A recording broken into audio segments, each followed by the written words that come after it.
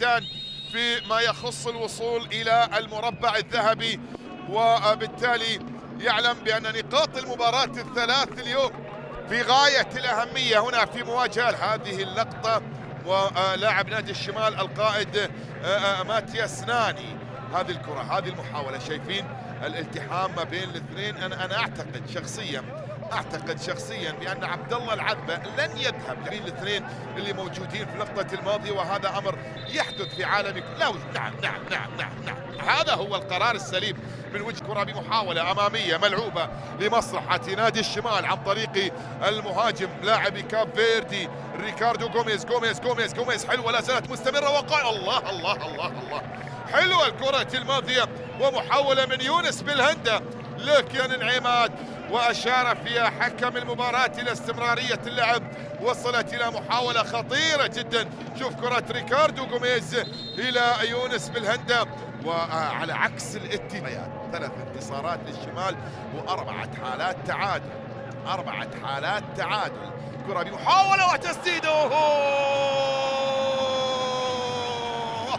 بالهندة. في وجود خطأ سيعود عبد الله العذبة من جديد إلى تقنية الفيديو، وبويا أسباغي مدرب نادي الشمال هو الآخر ينظر إلى الحالة ليتأكد فيما لو هي لمسة اليد موجودة على محمد عمر، وبالتالي أي لمسة يد على المهاجم باعتباره في وضعية هجوم. طبعا الآن أعتقد بأن حكم المباراة سيعود لاحتساب الخطأ على محمد عمر، سيعود لاحتساب المسجل الآن. لا وجود للهدف، لمسة يد، نعم كما ذكرت، إذن هي لمسة يد من بداية أحداث هذا اللقاء وبداية شوط المباراة الأول. الشمال بمحاولة جديدة الآن، وصلت الكرة عن طريق عمر، تسديده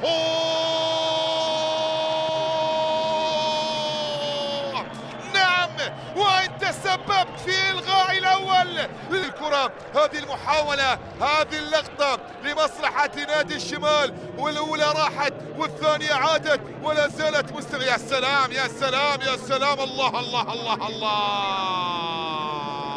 حلوة الكرة والمحاولة والتسديدة من خارج منطقة الجزاء، وعمر يضع الكرة في المرمى ويتقدم من خلال معرض إكسبو الدولي الزراعي الذي كان حاضرا منذ أكتوبر الماضي، وتواصل إلى أن يتواجد خلال اليومين الماضيين من خلال الختام الجميل جدا يوليان دراكسلر من أجل التعادل. الله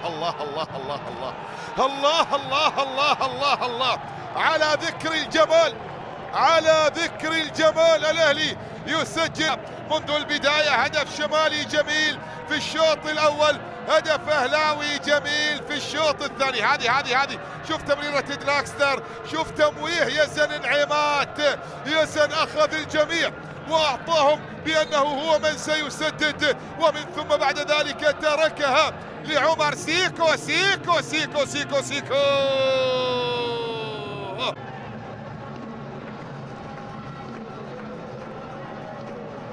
أمامية تحولت في الجانب المقابل، مهدي سالم. يا سلام يا مهدي، مرور مثالي جدا وتمريره بعد ذلك الهجمة، وبالتالي أعلن بشكل سريع. بينما هنا المرور الرائع جدا من مهدي سالم، مهدي يقدم أداء مميزا جدا ويظهر بصورة رائعة. أحمد منصور ويدخل مكانه فيصل أزدي. كرة بمحاولة لمصلحة نادي الشمال داخل منطقة الجزاء، خطيرة جدا،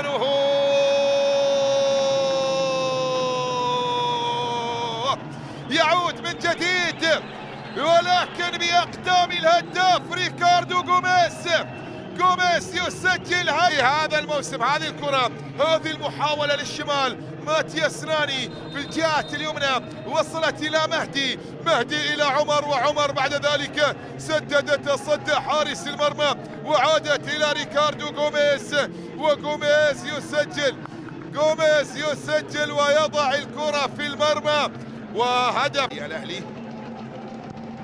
كرة داخل منطقة الجزاء مبعدة، لا زالت مستمرة وقائمة، تسديدة. الله حلوة الكرة من نعيم صليتي، لكن كرة صليتي إلى خارج أرضية الملعب.